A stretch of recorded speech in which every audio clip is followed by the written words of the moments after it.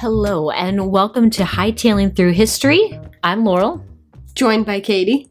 Each week, we are going to be surprising the other one with a tale of something weird and wonderful and maybe not so known in history. History is a big umbrella. We're going to have old history, slightly more modern history, pop culture history, what other kind of history? All the histories. It's a big umbrella. And the way that we're going to do this is by imbibing in our own special relaxation. We're taking the word high in the very old-fashioned sense, in the meaning of high being drunk, high being inebriation, high on life, whatever it might be. You know, when you have like that fuzzy, floaty feeling. For me, that's one of the most fun times to have a conversation and especially talk about things that you enjoy, such as history. So for me, I am the resident cannabis user, but Katie does not. Katie, what are you drinking tonight?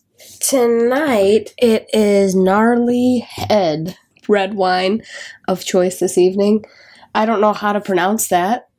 Cabernet Sauvignon. Okay, no need to show off, but yeah, exactly. Just say cab. It makes you sound like cab. Yeah. It's a cab. It's a red cab, you know, All delightfully light. It's a red cab.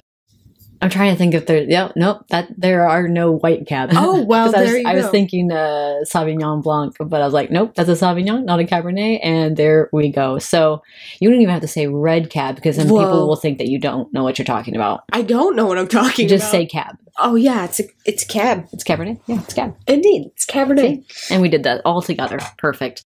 So Katie is our resident drinker. Sorry. I was going to say resident stoner. Drunk. Resident stoner. Katie's the drinker. But hey, you know, we invite you to enjoy whatever it is that you enjoy. Responsibly. For me, responsibly, yes. Do not be drinking and driving or smoking and driving. For me, I got my weed and my tea because I'm an old lady who feels a little bit rebellious. And I want the listeners to know that about me right off the bat. So without further ado, we're going to get into our storytelling. We did a little rock, paper, scissors before we pressed record, which went poorly. You know, it's like, okay, do we go on 3 or do we go on 4? Okay, no, it's rock, paper. No, okay, no. So start over. But I'm going to go first. And my story tonight, dear listeners and dear sister, is about the Chinese pirate Qing Shi. So Qing Shi, right. Now, I want to get this out of the way first and say, pronunciation is important. It's important to me in particular. So I really want to make sure that if I have something that is not in my native language, I want to learn how to pronounce it properly. But I know that I'm still going to mess things up. And I also don't want to walk the line of being like patronizing as well too. So I listened to a bunch of Chinese speakers and it sounds more like Chung Shi is kind of how it's probably more properly pronounced, but a lot of times you'll hear Western English speakers say Qing Shi. In our story, I actually probably will call her Madam Chung because she actually has a few names. She is also Sheng Yi Sao or Madam Chung. I think she even has another name or two from that. So Qing Shi, Madam Chung. Madam Chung would be a good one. Okay, I'm going to stick with that then. Okay, so we are going to go on an adventure on the high seas. Are you ready? Strapped. It's not rum, but it is wine. The pirates loved wine. Who am I kidding? Yeah, wine is a classic favorite. Mm-hmm. Because we're going to go on a pirate adventure. Okay, so you know Blackbeard. Okay, Henry Morgan, as in the Captain Morgan, Sir Francis Drake, even Jack Sparrow. All these famous pirates, right?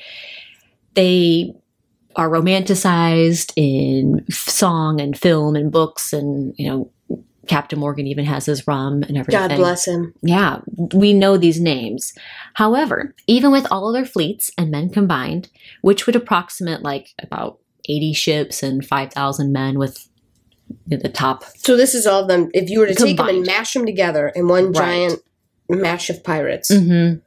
This is a huge approximation because it depends on who you add into the pirate soup. Okay. But we're saying about 80 ships or about 5,000 men. They still don't even remotely match up to Madam Chung's fleet. She was the most successful pirate in history, whose fleet was upwards of 2,000 ships, and she commanded between 50,000 and 8,000 pirates. Because that's how many.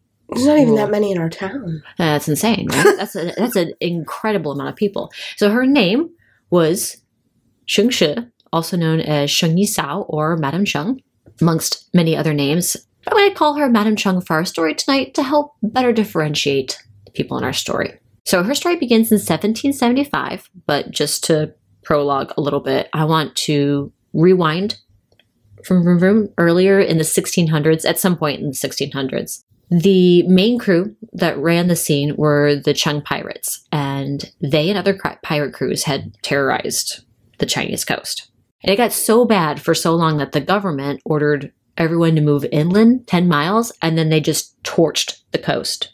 So that way there wasn't any sort of coastal towns and ports. Holy shit.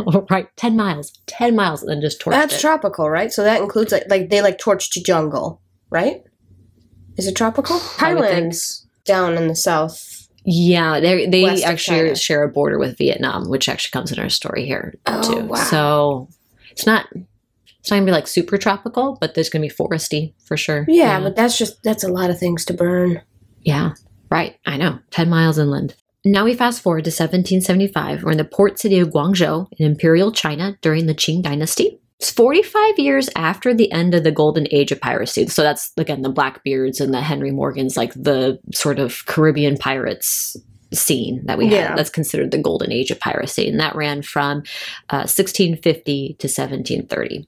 Now, being a port city, it was a hub of trade and travel, and there were many boats on the water for fishing, but they are also selling barber services, groceries, the oldest commodity, sex.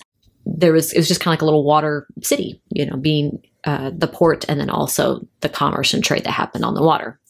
So the people that lived there were, and still are, the Tonkins, and they are, a water people. They live on the water. Their trade, their whole life is on the water. But they were looked down upon from the other Chinese citizens, and they were considered like very low status, which is some bullshit. But anyway. But most of Guangzhou's population was really poor, so it wasn't unusual that fishermen would often moonlight as small-scale pirates in order to support themselves and their families, especially in the off-season. And many of the women were sex workers in the city's 8,000 brothels. So like 8,000 brothels. Like I just trying to wrap my head around that number. Like that's insane to me. It's also insane to me because they were technically illegal. 8,000 brothels that were illegal. But hey, here's the loophole. As long as it was on the water and you like paid your bribe, of course, then you could operate your brothel. Like gambling in Illinois. Yeah, exactly. It's exactly how it is. It's a lot of not lonely men. So these brothels were called flower boats, and they were actually really pretty. They were kind of like gondola or like barge sort of kind of shaped, wider, of course. They were really ornately carved. They're wooden, and they had like these really beautiful like flowers and like vines and stuff carved into them. Gorgeous. And it's on one of these boats that our story begins. So she wasn't born on one of these flower boats, but since there's not much known about her life beforehand, like exactly when she was born or where or what her early life was, they just kind of pick her story up there on the flower boat. So the flower boat there was like an all-in-one pleasure den. We've got gambling, we've got opium, we've got women for hire.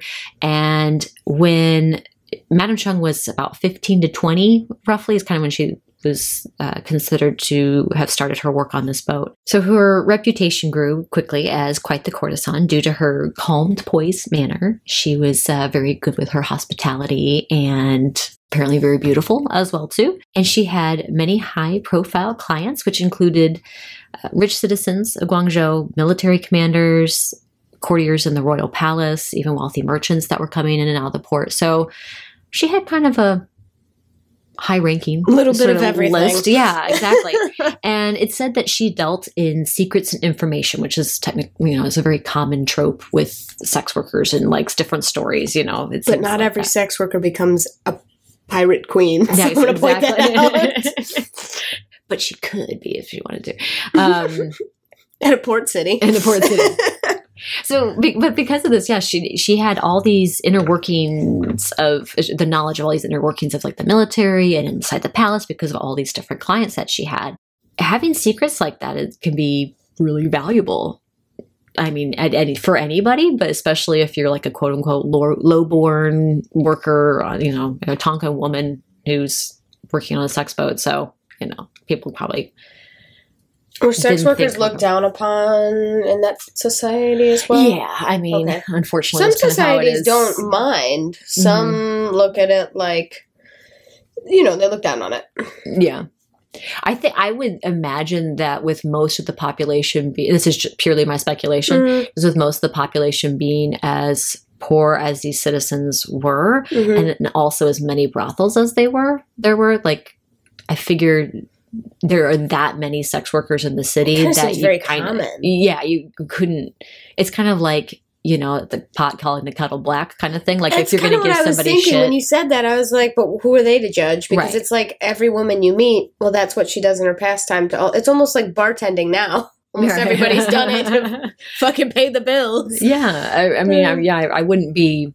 I should say I wouldn't be surprised if that's kind of the attitude with it. But still, people aren't opening doors for her. Let me say, yes, you know. Indeed. So she was very intelligent. She was also a shrewd businesswoman as well too. And with the information she knew, as well as how experienced she became with her clients, she was really famous for giving really excellent advice. And so a lot of her clients would, you know, come to her for her services, but then also like be like, hey, well, what do you think? Or she kind of influence a little bit with the sexy time pillow talk. I say that because she hates the term pillow talk, and I've actually never used it, and I've used it twice near her recently, and it's been great. I like sexy time talk. Though. Sexy time talk, definitely the more arousing one. Sexy time talk. Sexy time. So now we're in the year 1801. Sheng Yi enters our tale. So, with the exception of his father, who was a temple builder, Sheng Yi followed in the footsteps of the generations of all those Qing pirates before him. Remember how in the 1600s I said that was the big fleet that was kind of ruling the seas? So he's descended from these people. Yes. He's got piracy in his blood for generations. And so Sheng Yi followed in the footsteps of the generations of pirates before him, and he commanded the large Qing pirates fleet. He spent a solid amount of his time pirating and working as a mercenary for rebels in neighboring Vietnam during the Tay-Shun Rebellion, which took place from 1771 to 1802. So the mercenary pirates basically were fighting from the coast to help the rebels out against the government. They were kind of just working that coastline from China to Vietnam. Though the Tay-Shun rebels won for a short time, they were under threat of Chinese invasion, and then the Vietnamese government they just overthrew were also trying to retake power. So the rebels were kind of getting it from two countries, basically. Damn. And so that's why they came in to help as mercenaries. So the story varies on how Sheng Yi and Madame Chung met. Some say his fleet raided the boat and captured the women aboard. Upon seeing Madame Chung, he was struck by her beauty and asked her to be unchained. And then once released, she promptly leapt up at him and tried to scratch out his eyes.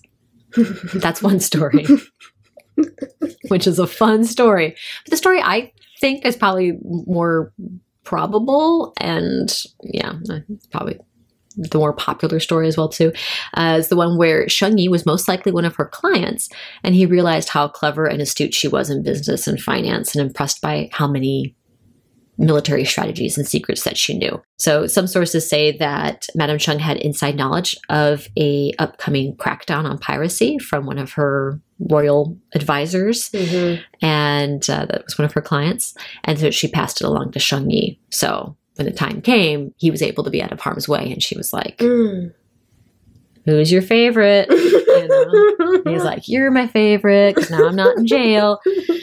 And so, I mean, regardless of whatever story it is, the outcome is the same. Sheng Yi proposed to 26-year-old Madame Chung, and she accepted, but only after insisting that she wasn't going to be his property or be his eye candy or anything like that. She's like, prenuptial. Yes. And this woman negotiated and had it written on paper, had a written like contract basically of 50-50 splits of, she's like, I'm going to be a pirate with you. I'm going to like help run the business side of it, but I'm also going to get 50% of this, and I'm not going to be your property. And he was like, all right. Wow. Isn't that amazing? That's a woman. What now? Do we know the standings of women in Chinese society at this time? Not awesome. Okay. I'm assuming she was just that good at like what she was doing, not the sex stuff of it. I'm sure that was great too, but she was good at all of it. She's obviously. good at all of it. But I mean, the business side of things, that she must have been so good at it that he was like master negotiator. Yeah. So you have Shen Yi, we have Madame Cheng. They're now married. We have a third person introduced into our story now. Okay. So the third major person in our story adds another interesting little layer. So Sheng Yi's trusted lieutenant, Zhang Pao, started his career with Sheng Yi as a 15-year-old captive from a coastal town. But he also became Sheng Yi's lover. And when Sheng Yi and Madame Cheng got married, they decided she knew about him, like their relationship, but they decided to adopt him as their like adoptive son. Now he is fully adult as well too. Like everyone's grown-ups at this point. Some people are kind of like, well, that's kind of weird that you'd adopt a grown man, but that actually wasn't that weird because it was a way to be able to pass on title, inheritance, property, like all those things. So by taking somebody on. Like a knight taking a squire. Right. He is his then heir. Exactly. Got it. So that wasn't like a weird thing. The relationship probably might have been. Probably wasn't common. Yeah. You know, they might think differently with that. But they're pirates. They can do what they want. Well, no, definitely. I mean, consenting adults can do whatever. No, they can, but generally in history, that thing is frowned upon, is what I'm saying. Yeah, no. Yeah. I know what you're saying. Yeah. So the three of them were like, all right, here's our new family and here's our pirate fleet. Fabulous. Right. Now married and ruling their fleet together, the power couple sailed back to Vietnam to continue assisting the Taishan rebels with the petty pirate crew, which was led by Cheng Chi. So Cheng Chi, he just is a leader of another pirate crew. They're called the Petty Pirates. They're hanging out in Vietnam, doing their mercenary thing. He was actually Cheng Chi was actually kind of like a mentor to Sheng Yi. So they were very close pirate captains, but they were there mercenarying together. Unfortunately, within that same year that they got married and went to Vietnam, Cheng Chi was ordered to be killed by the Vietnamese emperor who had enough of the Chinese pirates in Vietnamese waters. Yikes. So, with one of their major captains dead, the Chinese pirates fled back to their nation's shores. Oh, they got him. Yeah. They're like, nope, right, you're gone, you're dead. And then the rest of the Chinese pirates. And this is the mentor to our captain. Yeah, Cheng Chi. The rest of the Chinese pirates go back to China because they're like, oh shit, we don't want to be a part of this anymore then if now we're getting captured and things aren't going so great. But then they started fighting amongst themselves. So basically like a civil war kind of starts breaking out amongst the pirates. And then Sheng Yi and Madame Cheng were like, whoa, wait, why are we fighting about this? We all were on the same side and fine in Vietnam. Why can't we do that here? And they're like, oh yeah, you know what? You're right. Like the logic of all that makes so much more sense, you know, but then I suppose I'm not in it. So anyway. I'm sure they had their own form of like government and court and whatnot, but a lot of times in like quote unquote, air quotes, outlaw societies, it's the survival of the fittest kind of thing. So I could see why they would vie for power. Yeah. You know what I mean? When the head honcho is then dead, the mightiest one wants to rise up and take power. But to be honest, it sounds like the other guy with the madam would be the mightiest anyway. And yeah. Oh, yeah. And they are. He's like a little pirate prince. Yeah. And I'm really glad that you mentioned the rules in their own government because that's exactly what I'm going to talk about. Pirates of the Caribbean has done me well. So together they created a pirate confederacy and they divided all the fleets by color. So red, black, blue, white, green, and yellow. Here are our rules. Ships must have at least one of their fleet's colored flags flying at all times, and we're not allowed to change it at any time for any reason. The red fleet was as large as all the others combined and was captained by Sheng Yi. In Sheng Yi's fleet alone, which this is also Madame Cheng, in Sheng Yi's fleet alone, there were about 10 to 40 warships. The largest ones could carry 400 people and 30 cannons. Whoa. Right. The smaller ships called junks were captured merchant ships that were retrofitted with cannons and could carry about 200 people each. And I purposely used the word people because also families were on board too. So even Sheng Yi and Madame Cheng, they had a couple of kids. Oh, they did? And yeah. And so like some of the pirates had their wives on board, even like some of their kids as well too. So it was kind of like a family affair. Although, I don't know, when you hear what they get up to later, you're going to be like, why were kids around for that? But hey, this is 1801 or whatever we are at now. I mean, children were less sheltered. Yeah. it gets gross. So so unlike the 1600s where women were seen as like an ill omen and not allowed on the boats and everything like that, was like bad luck, the Chinese pirates were like, yeah, no, families are all on board here. It's fine. Because the women would actually help fight and help on the ship and do all the other things. And if their husband fell in battle or whatever, she would pick up and she'd continue where he left off and, you know, also fight. And she also got his plunder as well, too. Very interesting. So this confederacy also drafted up a code of conduct for all their members. So the first rule of that was all fleets must honor protection contracts between fleets and towns. So for example, let's say you're of the Black Fleet and I'm of the Red Fleet. So let's say I'm going to go raid that town and I'm going to plunder and do my pirate thing. If the mayor of the town comes out and is like, wait, no, please don't plunder us.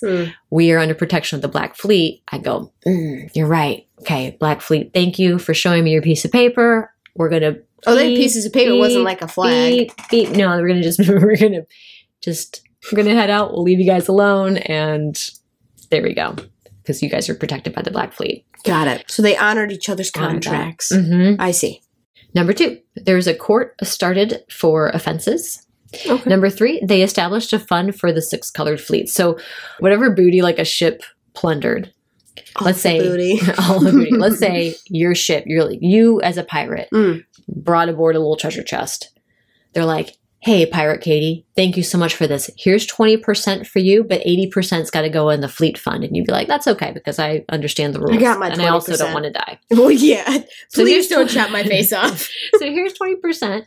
Then the kitty for the whole, that fleet fund was used to help make repairs. If there was kind of like a welfare system as well, too. If there's another pirate that was like down on their luck or another fleet that, you know, they would share that money and could help make repairs and help each other out with the money, which is pretty great. That's a really, I don't want to say advanced concept. These people weren't idiots, but like a lot of times what we see as constitutions and stuff like that, like they come around like later in life. Because a lot of times it's all monarchies before this. So it's interesting to see everyone break it up like that. It's cool. Yeah. That's a good idea. Yeah, absolutely. With the new code of conduct and the fund in place, each fleet's accountant that was in charge of each, said fleet fund, they reported directly to Madame Chung. So she was basically like the CFO of the entire pirate confederacy. So she knew all the finances. She worked all that business end of things. It said that Sheng Yi was more of like the blustery, like loud, wave a sword around. He was a military leader. Yeah, it was sort of like the more loud and seemed scarier because of his volume. But of the only few accounts that we have of her, basically everyone says that she was terrifying because she was so soft-spoken. She was like a snake. You never hear him coming. Now with all these things in order, code of conduct, fleet fund, more of a sort of hierarchy within the ships in terms of knowing who captains were and everything like that. Madame Chung ruling with an iron fist. Yes. So now we turn to South China Sea as our area of operation. So there's our part 2. Are we talking like just geographically to follow with you? Is this like where all the islands are and stuff underneath them? Okay. Correct me if I'm wrong. Are the Philippines down there at some point? Yeah, but more south. Way more south. Okay, so we're not that far south. We're just hanging out in the seas around them. There's a ton of islands over there. Yeah, so think of the whole west coast, kind of how it's like shaped kind of like that. Yes. China's like that, only a bit more like a sea. And so... And that, is that... It kind of dips around like that. So we're talking this whole area here and where that goes down into Vietnam. Oh, okay. So here's the South China Sea. There's a bunch of little tiny islands. The Philippines are down here. So part 2, South China Sea. This area of the world then, even as it is in the present day, contains 250 little islands. Oh, okay. So these little lush green islands, beautiful, picturesque, but they're a perfect hiding spot for a pirate crew. The ships can just hide behind the rocks and the, the greenness of it all and then pop out and go, surprise, bitch. Gotcha. And so the Imperial Chinese government inadvertently also gave the Pirate Confederacy a gift because a long time ago, the emperor had decreed that all trade, in order to more easily tax things going in, they could have like one central hub and port of Guangzhou. All the trade kind of filtered up to the South China Sea. So it makes it easier to track, but it makes it easier to trap. Yes, exactly. So P. there would be all these bottlenecks that would be happening with these islands, trying to all They're go in just and out. sitting ducks. Yes, exactly. And then the pirates come out and be like, easy pickings. So I'll take this one today. yeah. And the different fleets made a large amount of their money providing protection to the salt merchants in the area as well too, and as well from also their different coastal town protection agreements. So they made some money off of those two things as well too, but it was like easy pickings on these merchant ships that were coming in.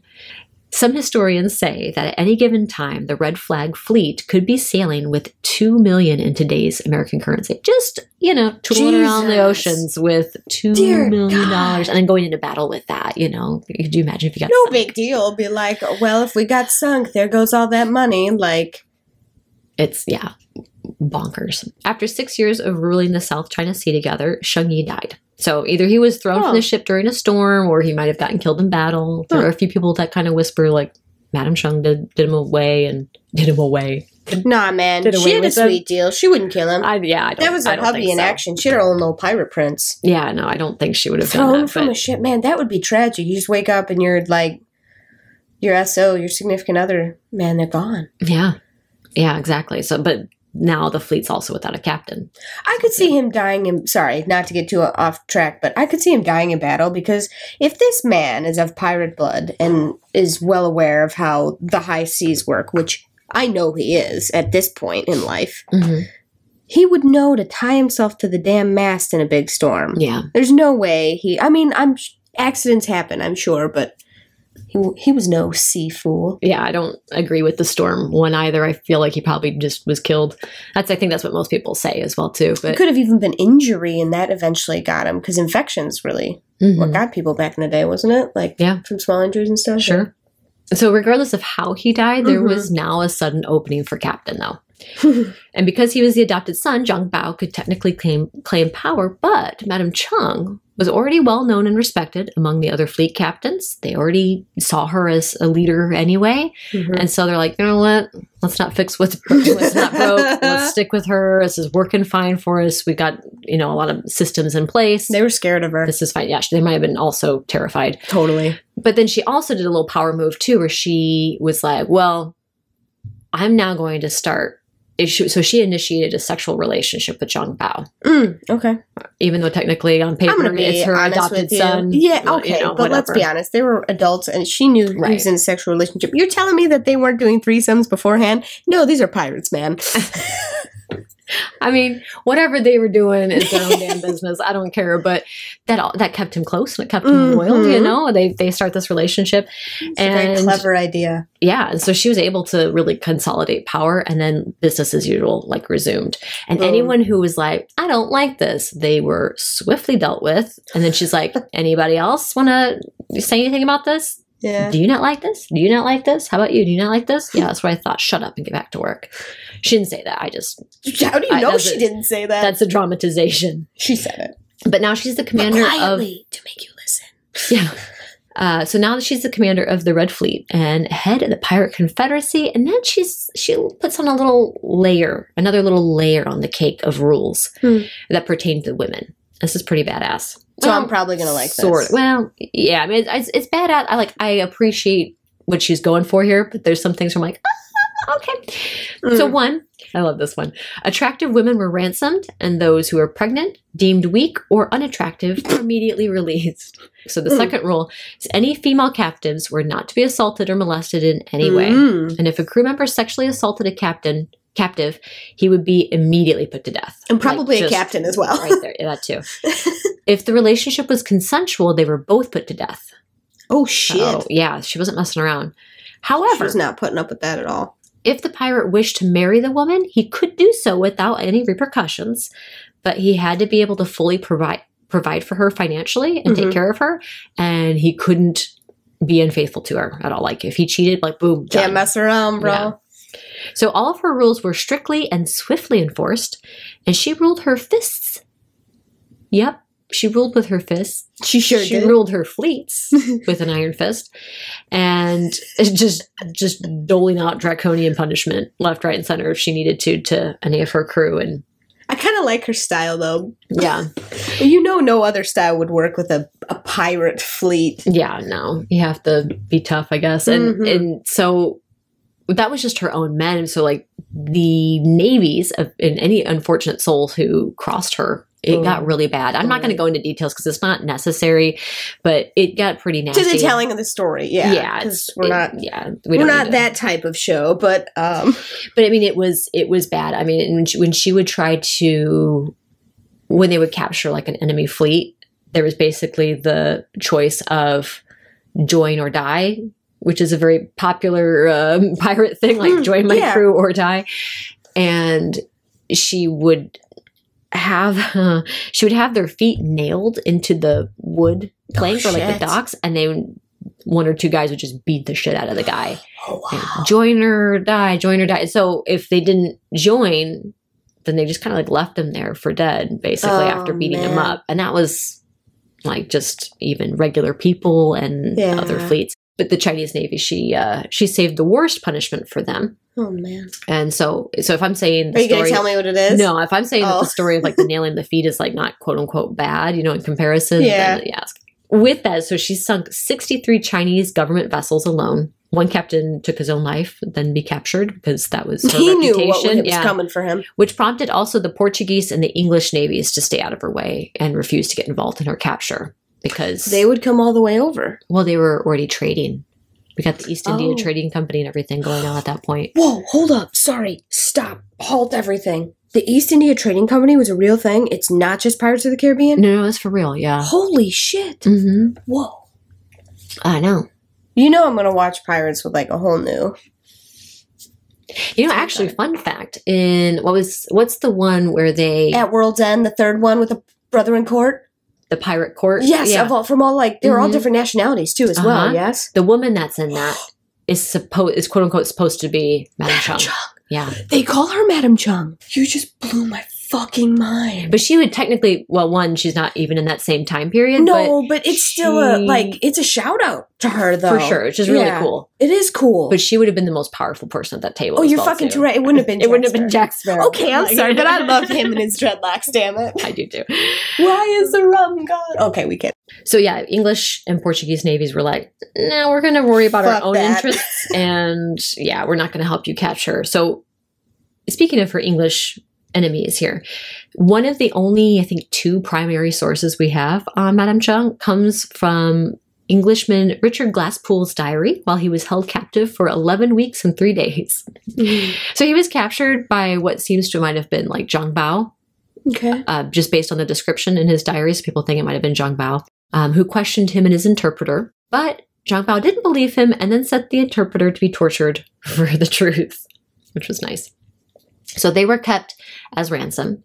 And originally, the pirates wanted 100,000 pounds sterling for Glasspool, which I don't know what that means in today's money, but a whole lot of money. That's a lot. And Glasspool's like, whoa, let's pump the brakes. I'm not that important. You're going to have to just kill me. Imagine looking at him being like, you're never going to get that money. You're never going to get that money. And just knowing that you're probably going to die. Yeah. He's like, it's not going to happen. Glasspool is aboard as a prisoner, and during his time on the ship, he recounted all the horrors and the disgusting conditions and how he'd watched the pirates go ashore to plunder and kidnap and then come back carrying heads because they were paid extra money, like per head. So he's like, ooh, this upsets my English sensibilities. So a little over 11 weeks, Glasspool's ransom was finally settled at 1,915 pounds sterling, gunpowder, opium, and a telescope. It's so much less than 100,000. But he's free. So for the enemy navies seeing the red flags, many captains ignored her ships. They gave her a wide berth. I mean, it even got to the point where the Chinese the crews were sometimes even sabotaging their own ships. Like, oh, the sail's broken. Oh no, we've got a rip in this. Oh, there's a hole. Oh, our poor keel got broken. Yeah, we'll just have to sit here for 3 weeks and fix it. Yeah, we can't go get her. Sorry. That is unfortunate. Right. And so these pirates could do whatever they wanted because they were so vast and outnumbering. No one was going to stand against them. No one was going to stand against them.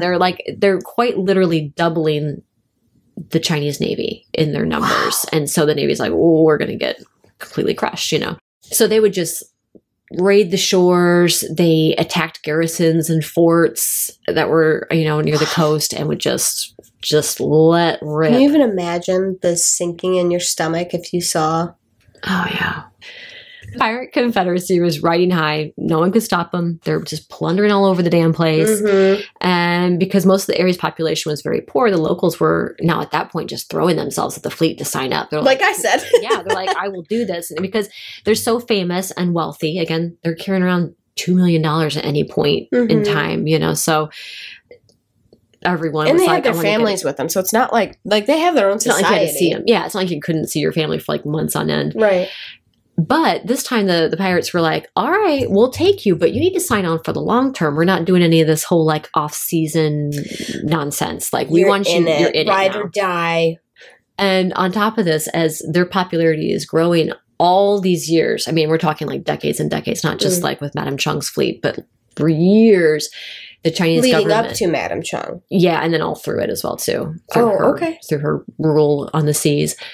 The Chinese government had been just throwing deal after deal out, like just trying to sweeten the surrender pot, you know, like you could have given them all of China. That might have stopped them. Yeah, we'll give you amnesty. You don't have to pay taxes. You can keep your money. You can do this. Like whatever's going to make you stop, we'll give it to you. And that was the thing with the Chinese government trying to get them to surrender. They were like, why on earth are we going to negotiate for something we can just take? Right. The Chinese government also thought that even though they were doing trade with the Portuguese and English, they called them the barbarians. Because they were these conquerors and colonists that were coming in and, you know, trying to... Essentially, they were. Yeah. No, totally. Exactly. So they finally were like, right, Portugal, we're going to need your help. Can we borrow some of your ships? Can we borrow some of your men? You know, and Portugal actually agreed. And so in late 1809, there were a series of encounters with the Portuguese Navy that were known as the Battle of Tiger's Mouth, which refers to the Pearl River Delta that was south of Guangzhou. Okay. Because the coastline got burnt all those years back, like a little more than a century prior. And so there were quite a few towns that were like inland. There's all these little like inlets that go up to these towns. So the pirates were still taking like smaller boats and going up to these towns and then like raiding, even if they couldn't get their whole ship up, you know. So they're still like kind of going up in there. What do you call the little boats on a ship again? What's that? What do you call the little boats on a ship? Were they like just like little rowboats? Yeah, I guess. I mean, they all just jumped in them and like boop, boop, boop, boop. Yeah, I'm sure there's a name for them. Probably everyone's screaming it right now, but yeah, whatever those are. But this is... We'll find out next week. All right. But that's kind of what's happening here. They're in a river delta, and so they're kind of in more narrow waters. They're not in the South China Sea. It didn't stop them. Open. Well, no, it didn't stop them, but while they were in there, they encountered the Portuguese Navy. During the same time of this Battle of Tiger's Mouth, there were some issues between the leader of the Black Flag Squadron, who was Quo Po Tai, and Madame Chung. And so he was either mad that she was in charge, like he didn't like that there was a woman in charge, or he didn't approve of her relationship with Zhang Bao. I don't know exactly what it is. It's not really your business, but okay, man. I was just saying it doesn't make a difference either way. He just wasn't happy. And who is this again? Quo Po Tai. He's the leader of the Black Flag Squadron. Okay, and Madame, is it Chung? Chung, yeah. Madame Chung is in charge of Red. Yes. Okay. Red's biggest? Red is the biggest. Okay. Red is as big as all of them combined. Holy shit. Okay. Yeah. And then the second biggest is the Black Fleet. Oh, okay. So Quo Po Tai. All right. He's mad about whatever he's mad about. It doesn't matter. Because he's going to take the Black Fleet with him. Well, yeah. And so in the final encounters of that series of battles at the end of the year, Quo Po Tai realized that if he took a deal with the government, it would break up the Pirate Confederacy. So it's kind of like, if I can't have it, no one can kind of attitude. Very selfish. Okay. Yeah. And so during a battle, the Black Fleet refused to come to Zhang Bao's aid. So Zhang Bao's trapped by these Portuguese ships. Quo Po Tai is like, nah, I'm not coming to help you. Instead, I'm going to take the government's deal. Peace. Bye. And so with 160 ships, about 6,000 men, which made up the Black Fleet, their departure really kind of put a hole in things because it weakened them greatly. Without reinforcements at the Battle of Tiger's Mouth, Zhang Pao became trapped in the river delta, and with nowhere else to go, he had to surrender. Oh. Portuguese captain comes aboard with an interpreter. And as are the engagements of war, you know, he's like, I present my fleet and my ship. Here are my men. I surrender to you. You know, the whole rigmarole. Yeah. And the Portuguese captain was like, no, keep your men, keep your honor. How gentlemanly of him. Exactly. Zhang Pao was super impressed that the barbarians were, or at least this barbarian captain was as kind and honorable as he was. Yes.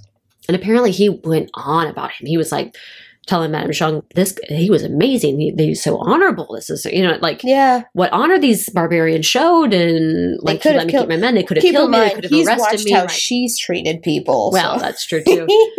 And so he was like really impressed by this. And I think Madame Zhang was probably kind of seeing the writing on the wall with the Black Fleet gone. All right, I'm going to go negotiate.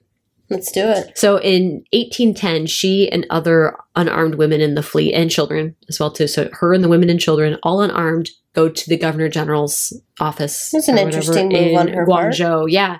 And she negotiated this amazing deal for herself, Zhang Bao, for most of their crew. Both her and Zhang Bao received a full pardon. They kept all of their wealth, 30 of their junk size, or like mid-size vessels, funds to relocate in the city, and then Zhang Pao received an officer position as a naval mandarin. So he went from pirate to pirate hunter, basically, and just like that. And then most of her crew were allowed to move on with their lives and just go home, or they could join the Navy under Zhang Bao's command. Oh. So he could still like be. So pretty much all their crew got out okay.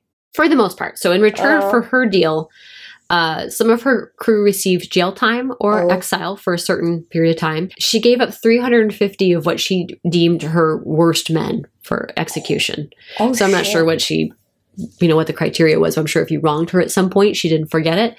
Oh, shit. And loyalty to her fucking paid off in the end.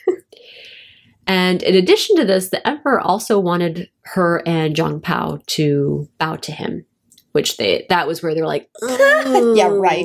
Yeah, we're not sure that we're going to do that. If she's a woman after my own heart, she'd be like, yeah, go fuck yourself. Yeah. The emperor was like, no, I want you to bow to me. And she was basically like, no. So no? They're at an impasse, and she decides, she's like, well, they're not going to approve this deal. So they find a loophole, love loopholes, get their adoptive like mother-son relationship dissolved. Okay. And then they get married. And part of the marriage ceremony includes like this symbolic bow to the emperor. Oh, yeah. Bow to China indeed, and stuff. So they did it as part of the ceremony. And so the emperor was like happy with that because he's like, oh, they bowed to me. Okay. And it was nice for them because when it was kind of like, you like bow to the emperor or like some they didn't lose their street cred. They didn't lose their street cred because they're like, oh, well, it was part of the ceremony. Like, that's what we have to do. That's what everybody does. Yeah. Retired at 35, Madame Zhang and Zhang Bao had a son together.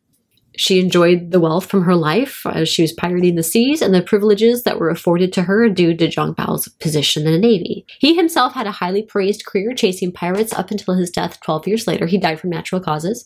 And with her 30 junk ships, Madame Zhang started a salt business, and some say she might have even dabbled in some smuggling as well too, which I think is kind of funny. Of course she did. Some stories have it that she even used her money and her like business savvy to set up her own brothel and gambling business, which I also like because it kind of brings the story full circle. Full circle, yeah. But whatever she did post-piracy, she had a long, happy life. Her and her son, you know, lived out their lives. Madame Zhang died of natural causes at the age of 69 in 1844. So does it say what happened to her first kids with? No, they didn't get killed or anything like that. They went on and lived their lives. Oh, but it seems that she and her son with Zhang Bao, like he just kind of stayed around, I guess. Oh, okay. I'm sure you can find something else about it, but I just wondered if you mentioned she did happen to have a couple of kids with them, and they went on to live their lives as well. Oh, okay. And that's the story of Madame Zhang.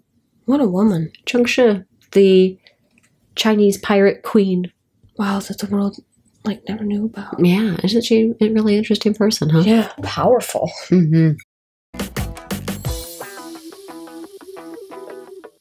So, Katie, what do you have for us tonight? I have a little known story. You maybe have heard of this person before. I am doing Paul Revere. Oh, all right. Okay. I do know of Paul Revere. I would hope so. What was it? One if by land, two if by sea, or something like that? Yeah, and do you know where that comes from? No, I do not.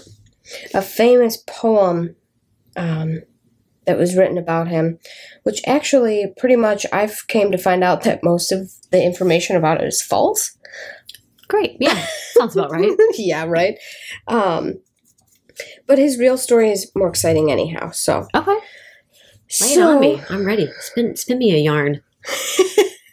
So Paul Revere is actually a descendant of a French Protestant. He immigrated to Boston at age 13. This was his father.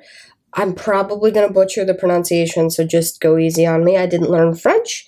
It looks like Apollo, but like Apollo's like plural.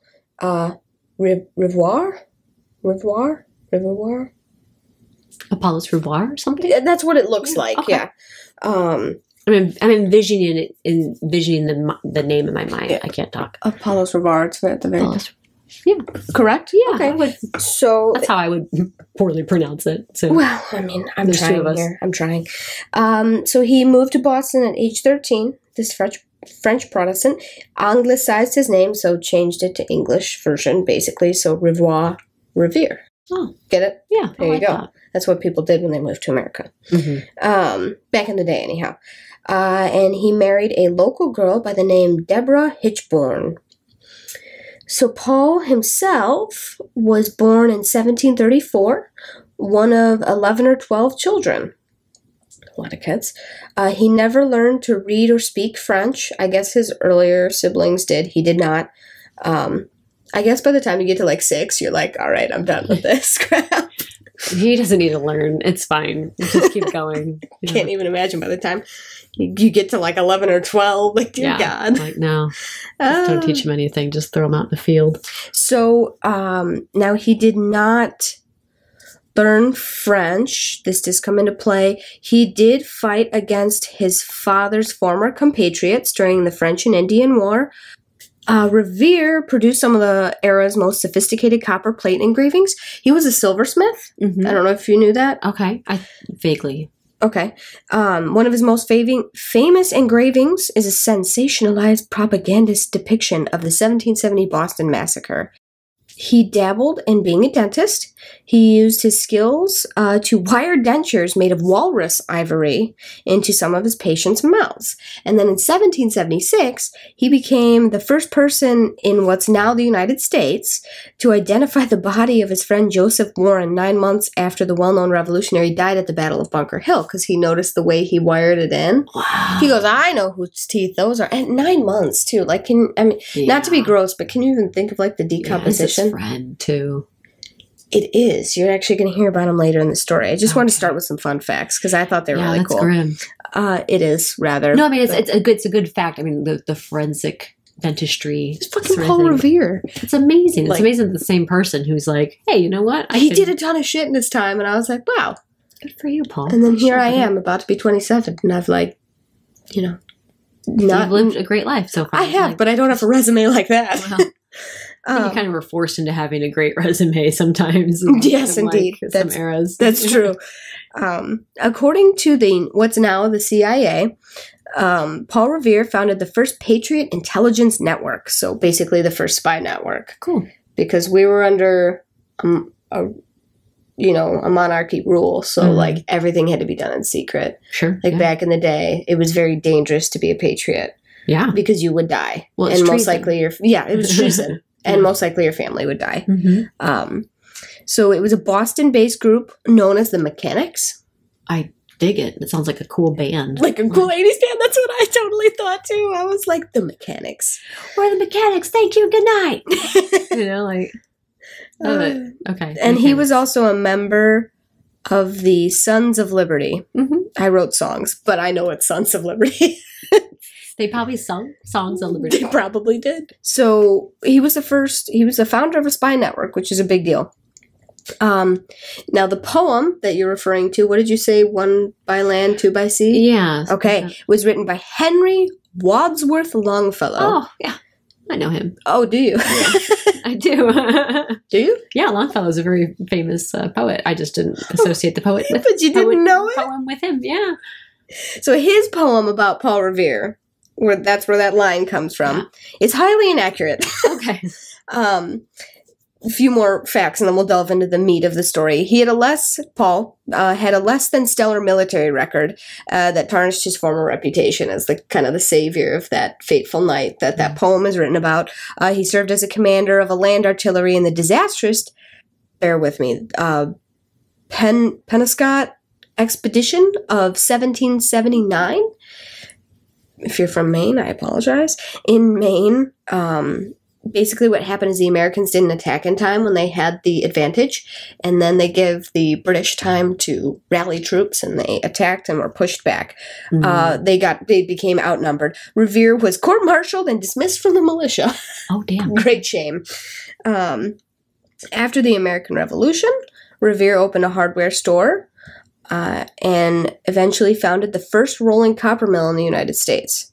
So it's actually kind of a big deal. We'll get a little, he provided materials for the historic frigate USS Constitution, which played an important role in the 1812. Do you know what that is? Yeah, the USS. It's actually, I think it's in the Boston Harbor. You can still Are you fucking kidding me? It's still around? Yeah, you can see That's you can wild. go see it. I think. So If I'm not mistaken, I'm pretty sure. So they it's plated a wooden ship. It's the first, like, quote, air quotes, metal ship, which is so cool. That is amazing. It's funny because actually when I was doing my research for Qingshi, when they were talking about the 10 to 40 warships that Xingyi had, and then there was a source I used that compared the warship size to the USS Constitution size. No fucking way. And I was like, So well, that's a very famous ship. I think, at least back when I was in high school, it wasn't that long ago, but it was not recent, we were taught about it, if I remember correctly. So I, was familiar with it, but it's kind of one of those things, I've heard that said before, kind of thing. I'm pretty sure it's viewable by the public. That's actually really cool. I feel like I've heard that it's in the Boston Harbor. Okay. Maybe they'll put it, hopefully they'll put it in a museum because here in Chicago with the U-boat, Blake's dad, my boyfriend essentially, his dad actually got to walk on the U-boat when it was in our harbor. Oh, okay. But they put it in the museum and have since covered it to save it from the elements because it really wears away. Yeah. It obviously, as I'm sure as you can imagine, it's metal, it rusts. Sure. But that's cool. Yeah. I did not know that. So his copper mill was the one who provided the materials to coat it in metal. Okay. Basically, which made it a great advantage for us. That's amazing. It's pretty cool. Is the world's oldest floating commissioned naval vessel. Oh. So maybe that's why it is there. He produced more than 900 church bells, one of which rings every Sunday in Boston's King's Chapel. Oh. I know. Isn't that kind of cool?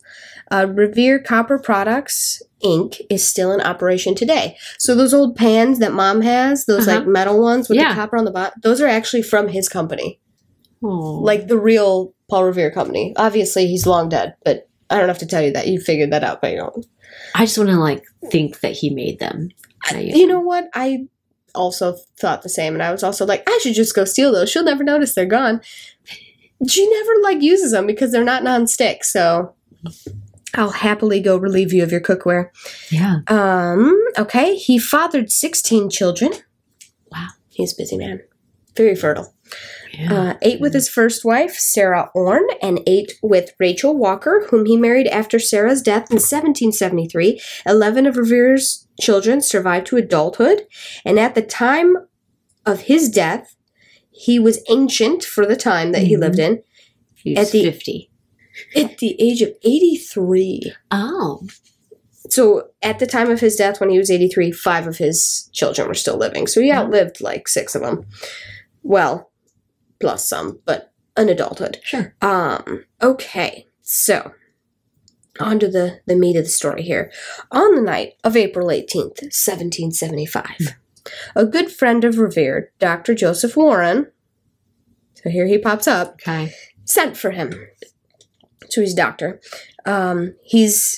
He's in the middle of a surgery, and he says, "Send for Revere," or at least that's what I imagine he would say, because they were all English back in the day. That's what people forget. Like, we were still considered but the Americans were still considered British, so they all had British accents and spoke like that. Yeah, we know they did. He learned that the British regular, air quote, troops. So they referred to obviously, I just said everybody was British back in the day. There was no, the British. No. They were called the regulars. I don't know where that term comes from, but I know that's how they referred to the red coats. Yeah, that was like it was like an enlisted. So like even the Continental Army, the rebel army, they had regulars, and then they had militia, and they had actual trained military people. Correct. Were considered regulars.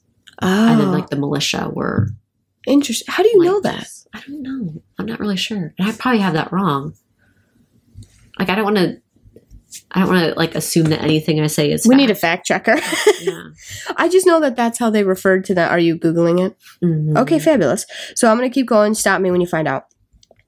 So those regular troops, they were preparing that evening to march into the countryside, most likely to Concord, Massachusetts, to capture or destroy their military stores there that had been gathered. And they believe that the troops were also planning to stop in Lexington, Massachusetts still, on the road to Concord. And it is believed that there were two Patriot leaders hiding at Lexington. One by the name of Sam Adams, and the other by John Hancock, who I'm sure you know exactly who those both people of them, yeah. I bet you do. Did you find your answer? Yeah, so there's two different kind of answers. When they're talking about the English, the troops that fought away from homeland were considered the regulars, and anyone that was almost would be like the reserves. Okay. They were the ones who like protected homeland. Yeah. Mm-hmm. And then, like, the regulars were fighting threat outside the country. Okay, main military, essentially. Yeah. Other working definition for most of them were the regular troops. And then, like, the militia were, like, support troops in a sense. They weren't as well trained and were more of, like, so it was referred to... More of, like, a home army. I mean... A ragtag bunch of rebels? Yeah, exactly. Rebels, it's exactly what we were. Together to... Anywho, so Warren informs Revere that he has already sent ahead another messenger, so another rider, named William Dawes, on an alternative route via the Boston Neck. Because the way they describe it back in this time is it was like an island and there was one bridge to it. So he was sent him ahead. He went via the bridge route. There is a way off of it the other way, but keep in mind, so this is a time when America was not a settled place. So when you were not in the spots that were quote-unquote settled, it was wilderness. Mm-hmm. Wild animals, outlaws, possibly native tribes, obviously. Yeah. So he kind of went that route, and he was a tanner. William Dawes was a tanner, so like tanned hides and stuff like that. I don't know if everyone knows what that is, but so he would often leave on business, so he went through the bridge a lot. So they being the sentries on duty, the British sentries, knew him by sight. Uh-huh. So it was very easy for him to kind of be like, oh, late night call. I don't know who calls a tanner at midnight. Sometimes you just gotta have some leather in the middle of the night. You never know, dude. So it describes Dawes. So this is what I didn't know. Maybe you did. I had no idea there was more than one rider the night of Paul Revere. No, I don't think I knew that either. I mean, you say that and my brain goes, yeah, I maybe vaguely knew that, but I wouldn't have known that off the top of my head. Someone might have mentioned it to you, been like, oh, there were other people too, but Paul was the main one. Yeah. Kind of, yeah. I feel like that's in my head. Okay, I didn't even know that. I'm going to be like, I actually don't know. Yeah, okay. I mean, I guess logically, I would tell you that, yes, I can see, like, gather the militia, the British troops are moving out. It would obviously be a scatter of messengers, I guess I would assume. Sense, yeah. But, again, the geography back then was so different from what it is now. Mm-hmm. So I'm sure it was a lot more difficult to do. Which, yeah, makes sense. I suppose, like, Boston being a coastal town, if it was just Paul Revere, he would only be riding one direction. Mm-hmm. So if you have any other only the northern troops could come, or only the southern troops would come. So yeah, obviously somebody else would have on to one go horse. But the horse isn't going to last. So William Dawes was said to have sped west and then north through Roxbury, Brookline, it says Brookline, Brighton, Cambridge, and Menominee, I believe is how you say it. Unlike Revere, who awoke town leaders and militia commanders along the way to share his news, Dawes, it was said, just let them sleep. Either because he was singularly focused on getting to Lexington, because Sam Adams and John Hancock supposedly are in Lexington. Okay. I say supposedly because, keep in mind, like I said, this is a time of great secrecy, and you're living in a wilderness. It's not friendly country. Every day is kind of like a fight for survival. You're safe in town, but as soon as you leave that, it's wild and untamed. We didn't have Twitter. Even the mail was like, like who would travel between towns? Like, what's a trade that would do the potter, or Revere, the silver worker. Yeah. He would only travel maybe once a month to the neighboring town to buy goods and stuff. And that was your one time. If you didn't make it there, well, you're shit out of luck. Yeah. So, and maybe he would take a letter with you. And otherwise then if no one's going that way, because we didn't have an established mail system. Right. The United States wasn't a country. We were just the little rebel colonists who were like, meh, taxes, throw the tea in the water. That was a bad impression. I know. I know that they, I actually saw them as little angry stick figures. Good. I hope you saw them as angry stick figures. That's why my hands were in one little piece. There were no fingers involved. So he was singularly focused on getting to Lexington as quickly as possible, but he also was not as well connected as Revere. Okay. Revere, keep in mind, he was the spy guy. He was an outspoken patriot. It's thought that he wasn't as well connected to all the patrons in the countryside. So he would not have been as able to just stop, but he didn't necessarily know who everyone was. Because at this time, it was such a secretive to kind of put people back in this time of secrecy. You didn't know who was a loyalist and who was a rebel. You might think your neighbor might trick you and say, oh yeah, King George, what a terrible guy. And then out you for treason to the next British soldier who would come by. So you had to be careful who you trusted. A lot of people could get their neighbors killed, hung, whatever, however they did it back in the day. Moving on. So that's the way that William Dawes went. Revere, meanwhile, stopped at his own house to pick up his boots and his overcoat, and then he made his way to the north end of Boston, to the waterfront, where two friends, now I say friends with quotes because a lot of our account of what happened that night is from Revere himself. He wrote a letter to, I can't remember who it was. It was to a friend or a compatriot, and Longfellow, the poem, actually wrote his inaccurate poem based off of those letters. But because, again, this was a time of secrecy, couldn't tell anyone, Revere does not name anyone by name. Okay. He was not going to out anybody, so that's why I say friends like that, we are never told. Because he didn't know who would intercept his letter. So he had to be very careful. So two friends waited on a small boat to row him across the mouth of the Charles River, successfully passing by the British warship HMS Somerset. It was anchored close by, where the ferries normally crossed to Charlestown. The two men dropped Revere off near the old Charlestown Battery. It was just outside of the town.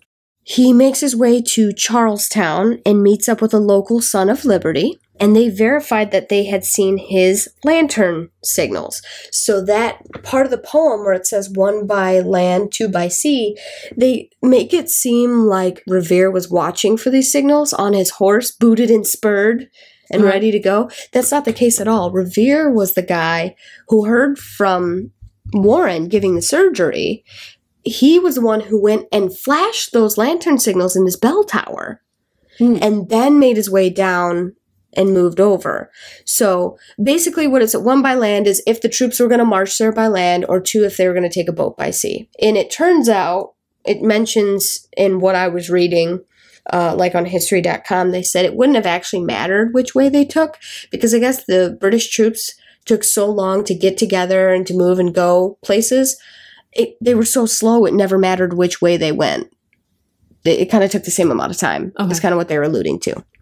So those lantern signals were actually done by Revere himself. He then borrowed a horse from a Charlestown patriot, John Larkin. And it's actually not John Larkin's horse. It was his father's horse that bred the horse, Samuel Larkin. So he took, this guy's like prize mare. It was the fastest horse, I guess. Said, here you go, and he set off through the countryside, northwest towards Lexington and Concord. Narrowly escaping capture by a British patrol just outside of Charlestown, Revere changed his planned route and arrived in Lexington just past midnight. Him and Charles Dawes left at different times, and I believe Dawes got there after him. He did. Dawes arrived a half hour after. So here's Revere. He's on the faster horse, it was said. And he got there just past midnight. He didn't know what he said to each of the house. We don't know what he said to each house as he rode. We do know exactly what he said when he got to Lexington, as there was a sentry on duty outside of the house where Adams and Hancock were lodged. And the sentry was a Sergeant Monroe. And he actually wrote down about his encounter with Revere. As Revere approached the house, Monroe told him not to make so much noise, that everyone in the house had retired for the night. Revere cried, "Noise? You'll have noise enough before long. The regulars are coming out." And so basically that whole, the British are coming, as he's screaming this as he's running down the road. That's how it's portrayed to us. Right. And that's what I would tell you. Never happened. Again, everyone was British. He never said that. He never said the redcoats are coming. He might have whispered it, but this, again, you don't know who's a loyalist and who's He a would rebel. have outed himself. He would have ridden up quietly to each house, knocked on the door, been like, "Yo, Joe, shit's going. It's time to get down. Grab your gin, grab your gun. Let's get the fuck out." Like, fuck your shoes. You don't need your shoes. Get your gun, get your gin. That's all you need. Fuck maybe it was shoes. whiskey back in the day, Fuck but who knows? shoes. All right. I mean, you probably need those too. But William Dawes left with the Tanners, so you can't have any shoes.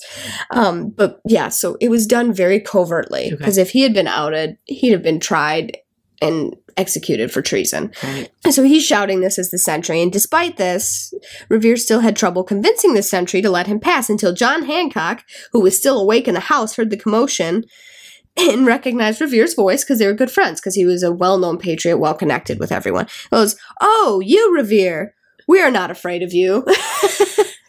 So about a half hour after that, so obviously he's allowed to enter the house. So Dawes arrives about a half hour after at the house in Lexington, and it says Revere had traveled a shorter distance on a faster horse. So they rest up. It says that they refreshed themselves, and then in quotations it said, "probably got something to eat or drink." I was like, you don't say. Yeah.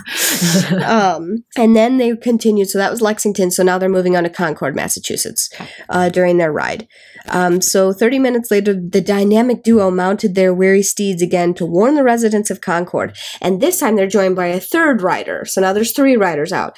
Dr. Samuel Prescott. So again, wasn't just Revere that night, which is what I had always thought. He was considered a high son of liberty. Okay. So I guess he was a little higher up in the patriot hierarchy. Yeah, indeed. Okay, soon after they set out, they were stopped by a British patrol. Dawes, who had probably turned aside to alarm a house, so basically to tell people, noticed what was going on and made his escape. The British herded Prescott and Revere into a nearby meadow. When Prescott suddenly said, "Put on," meaning scatter, and the 2 patriots suddenly rode off in different directions. Oh, so nice. fucking scatter. Prescott, a local man, successfully eluded capture and alarmed the militia in Lincoln and in Concord. So he got away and finished the job, basically. Revere, the hero of the story, meanwhile, chose the wrong patch of woods to head for and was recaptured by more British soldiers. Oh, damn. Held for a while, questioned, and even threatened, Revere was eventually released. But the horse was confiscated and never seen again. Oh. I know. Which That kind was of the fast horse, too. it was. So Oh, Sam shit. Larkin lost his prize mare. Oh, Sam. Well, Shit. you know, the fight for America was not all fun and games. There's actually very little fun and games. Yeah. So meanwhile, Dawes, the quick-witted Dawes, knowing his horse was too tired to outrun the 2 British officers trailing him, cleverly staged a ruse. He pulled up in front of a vacant farmhouse and shouted, "Hello, boys, I've got 2 of them." That's literally how they quoted it, so I kept it in. Fearing an ambush, the 2 redcoats galloped away while Dawes's horse reared quickly and then bucked him off, forced to limp. This is exactly, I quote how they said it to me. This is off history.com. Dawes was forced to limp into the moonlit night and receded into obscurity. Oh, So, one of the famous men of liberty that night. he just... They just said, like, not much has ever heard of him, you know? I mean, he was a tanner, but he did his bit, you know? Like, he was important. He rode that night as well with Paul. Yeah. So, meanwhile, making his way back into Lexington, where Hancock and Adams were, on foot, Revere assisted Adams and Hancock to leave for Woburn, Massachusetts. Revere and Hancock's secretary, Mr. Lowell, were engaged in carrying away a trunk of papers that Hancock had left behind when the British troops marched into the Lexington Green. Revere reported that he could hear the gunshots and see the smoke from the musket fire when the skirmish of the Lexington Green began, but he could not identify who fired first, as a building obscured his view.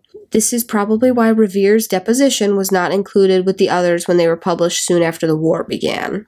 This deposition, so I'm assuming this is the letter that they were talking about, where he wrote but didn't out anyone, obviously. It can still be found today in the Revere family papers at the Massachusetts Historical Society, along with Revere's 1798 letter. This is the letter to a Dr. Jeremy Belknap. He wrote it to him. Belknap, yeah, it's Belknap, to Dr. Jeremy Belknap, and that's the letter where he didn't out any names or anything. Okay. In the spring of 1860, so this would have been right as the Civil War started, a Harvard professor and well-regarded romantic poet, Henry Wadsworth Longfellow, began working on a poem about the otherwise obscure messenger, American patriot Paul Revere. On that evening of April 18th, 1775, he hoped to use the story of Paul Revere and his ride as a vehicle to warn the American Union that was in danger of disintegrating, which it was, obviously. Civil War was a big time in our history. And it says, basically, he read the letter, so he knows what actually happened, but he simplified and rearranged parts of the story in the interest of creating a better and more effective poem. Because he's trying to bring patriots together at this time, because our country was falling apart. You know, and even Lincoln, his famous quote, like, a house divided against itself cannot stand. So the whole thing, you know, he didn't want America to fall apart. So that's kind of why how that poem came to be. Basically, it was propaganda. So, an other little known fact, just wanted to throw it in there. There's not a whole much on it, but there's a female that also... a female Paul Revere, if you will. Oh, all right. I'm into that. Different year. This is 1777, so this is about 2 years after. It was a 16-year-old girl, Sybil Ludington? Ludington? Okay. Ludington. I don't want to say it wrong, and sometimes it's hard for me to tell. It's believed that her father asked her to ride because he was a patriot, and basically what happened is the troops were needed. Again, the British were making surprise attacks. She needed, so she rode almost twice as far as Revere did. She rode 40 miles.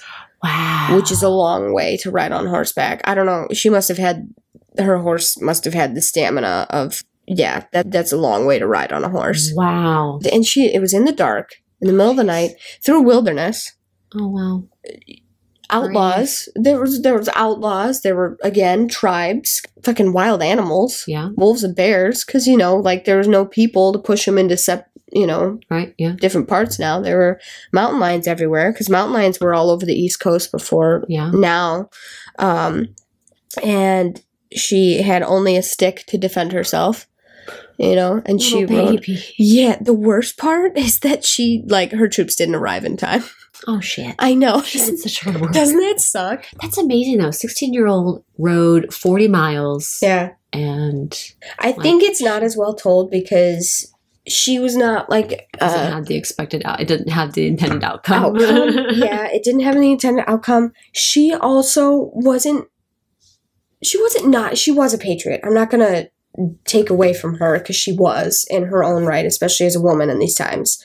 She doesn't kind of like William Dawes, she did her one great act and then kind of fell in. She married a Revolutionary War guy, and then he ends up passing. She has a couple children, and she petitions to have his, what do you call the thing you get when you're retiring? You get pension? Thank you. For his pension, and she got denied, and she dies in poverty. It's a bummer. Yeah. I know, it's sad. But it's still good to know. But yeah, so yeah, there was another... desperate times call for desperate measures, basically. Mm-hmm. Because, you know, we were a country like, not a country, we were just a bunch of like colonies, townspeople in the wilderness. And, you know, probably what saved them is that there was an entire ocean between us and the army of Britain. But, yeah, so, I mean, all of them patriots, you know, risking their lives and stuff like that. And Paul Revere lost the fucking horse. That's what you took away from the story. Paul Revere lost the fucking horse. Captured twice, lost the fucking horse, and it gets remembered. God damn it. Well, I mean, William Dawes got thrown off of his and limped into obscurity, so. Oh. But Prescott, meanwhile, Prescott gets nothing, and he's the one who, like, alerted he actually got where he was going, so, but no one remembers Prescott. Yeah.